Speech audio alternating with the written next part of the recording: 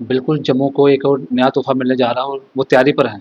और दुर्भाग्य ये है कि मढ़, अखनूर और रैपर दोबारा जो कॉन्स्टिट्यूंसी है, ये तीनों भाजपा के एमएलए हैं और तीनों को पता होगा कि टोल लगने जा रहा है। मगर बस एक ऐसे व्यू रचाया जाएगा, लोगों को बेवकूफ़ बनाया जाएगा कि नहीं हम इसके खिलाफ हैं, हम चाहते नहीं थे। वो सबसे पहले देखा है कि नेशनल हाईवे जो अथॉरिटी वो किसके अंडर आती है, वो सेंट्रल गवर्नमेंट है, सेंट्रल गवर्नमेंट बीजेपी के अंडर। और जम्मू जो स्टेट ये यूटी है अब, और Jammu UT direct indirect centre के अधीन है। और यहाँ पे टोल लग रहा है, वहाँ पे बीजेपी के ही एमएलए जीते हैं। जम्मू ईस्ट से लेके आप अखनूर तक चले जाओ, आपको सिर्फ भाजपा के ही एमएलए जीते हुए मिलेंगे। जम्मू कश्मीर के लोगों को वोट डालने का ये बहुत बड़ा तोहफा दिया है। कुछ अंधभक्त भी हैं जो जो कहते हैं कि नहीं हम टोल देंगे, वो कुछ हैं जो इन्होंने तैयार किए होते हैं। मगर सारी अवाम अगर टोल देने लायक था, और जम्मू अगर इतनी रिचेस्ट स्टेट यूटी बन चुकी है, फिर तो कोई बात ही नहीं थी। मगर भाजपाइयों ने, बीजेपी ने और इनके एमएलओ ने वो चीज़ें करके दिखाई हैं जम्मू में। कहते हो अनहोनी को होनी कहते हो, होनी को अनहोनी। इन्होंने अनहोनी पे अनहोनियाँ ही की हैं। और बड़े दुख के साथ बोला जा रहा है कि पूरे जम्मू प्रोविंस में 28 एमएलए इनके आए। पूरे जम्मू प्रोविंस में बीजेपी के नेताओं को वोट मिला, मगर लोगों को वोट की चोट खानी पड़ी, जबकि नेताओं को वोट की चोट खानी पड़ती है।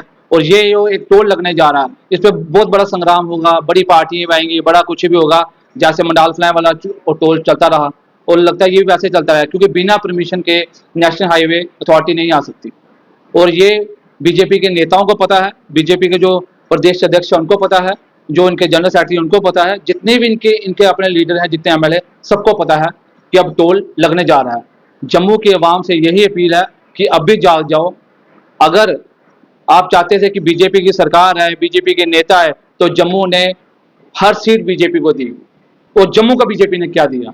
आज तक स्टेटहुड से वंचित हैं हम लोग, आज तक रोजगार नहीं मिला हमें, अभी तक हमारे साथ इंसाफ नहीं हुआ। और अब एक और तोहफा हमें मिलने जा रहा है बीजेपी की तरफ से।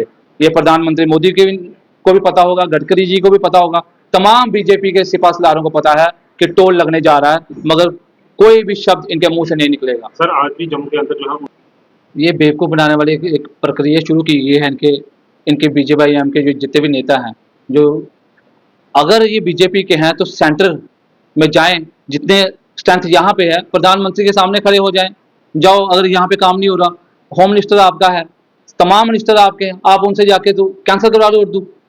सिर्फ वहाँ पे जाके हल्ला हू करना, या ज़बरदस्ती अपने नेताओं को खड़ा करना, या लोगों के लिए ज़बरदस्ती खड़े हो जाए कि हमें बड़ी तकलीफ है। अगर आपको इतनी तकलीफ है तो 28 एमएलए हैं आपके, इतनी बड़ी स्ट्रेंथ है, और इंडिया लार्जेस्ट पार्टी बन चुके हो आप 1/3 भी जाओगे तो सारे काम करवा के ले आओगे। आप जाते क्यों नहीं वहाँ पे? ये हमें बेवकूफ़ बना रहे हैं और बनाते रहेंगे। और चाहे बीजेपी की युवा मोर्चा हो, चाहे बीजेपी हो, अभी तक उनको ये नहीं पता कि सेंटर में सरकार इनकी है।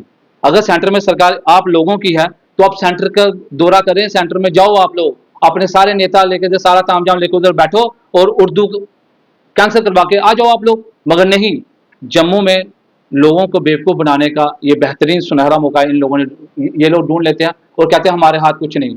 जैसे कि बोल दिया गया जब शराब की दुकानें खुली, मंदिरों के शहर को जब मदिरा का शहर बनाया गया, तब भी ना आरएसएस के लोग बोले, ना बीजेपी वाले बोले, ना युवा मोर्चा बोले। स्कूलों के पास, मंदिरों के पास शराब की दुकानें खोल गई, और ये लोग प्रोटेस्ट पे प्रोटेस्ट करने हम लोगों के साथ चल पड़ते हैं। जम्मू कश्मीर की जो बीजेपी की इकाई है, जहाँ इनके जो नेता हैं, ये सिर्फ हमें बेवकूफ़ बना रहे हैं। और कभी कभी तो ये भी सच कहने का मन करता है कि बीजेपी में बीजेपी के नेता ही नहीं हैं। चाहे प्रदेश अध्यक्ष से लेके आप इनके जितने एमएलए बोल दो, वो दूसरी पार्टियों से आए हुए हैं, वो इनके कभी थे ही नहीं।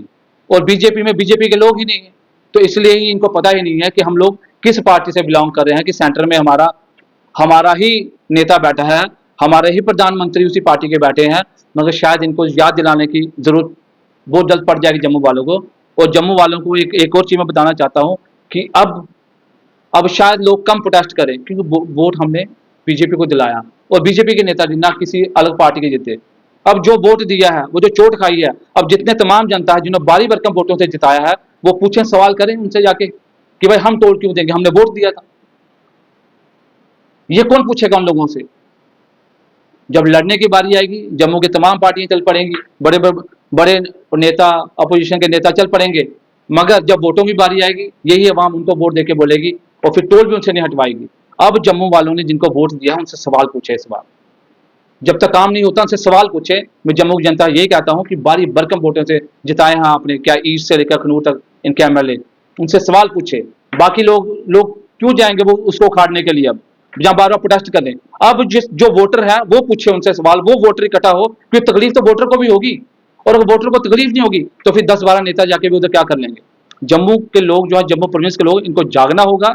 अगर आज नहीं जागे तो 20 साल बाद जब तक आप जागोगे बड़ी देर हो जाएगी। हमारी जॉब्स बाहर वाले लोग ले जाएंगे, हमारी आइडेंटिटी बाहर के लोग ले जाएंगे, और फिर बाद में हम ही को भुगतान करना है। इसलिए आज एक हो जाते हैं, अपनी पुकार, अपनी आवाज उठाते हैं और ऐसे नेताओं को बहिष्कार करते हैं। जय हिंद, जय भारत।